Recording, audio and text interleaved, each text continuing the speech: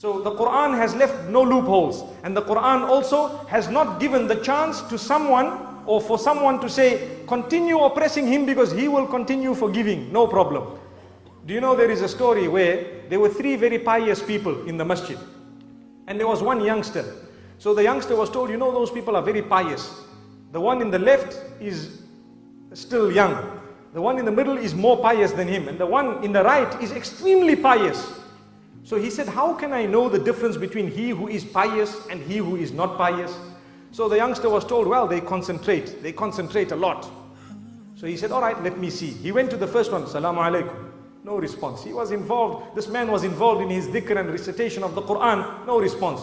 So this youngster decided to give him one clap on his face. So the poor pious person got one clap on his face, and as though nothing had happened, he continued reciting.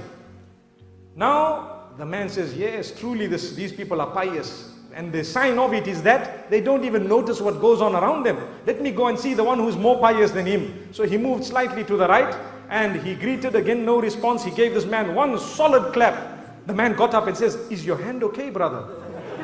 Is your hand okay, brother? So this man was shocked to say, he is not conscious of what happened to him, but he is conscious of the pain that came on my hand. Allahu Akbar. Look at how pious he is. So now this is obviously teaching people how to forgive, isn't it? They didn't even discuss that it was a sin. So now this youngster is thinking to himself, whoa, that man on the right must be the most pious. Let's see what he does. He went, he greeted him, again no response. He gave him one solid clap. That man got up and gave the youngster two claps. So the youngster says, but I thought you were the most pious. He says, someone somewhere needs to stop you clapping people. So this is why we need to study in Islam. We need to look at what is the best remedy for that particular situation. Sometimes you can forgive people, but if you continue forgiving them, who's going to stop that oppression?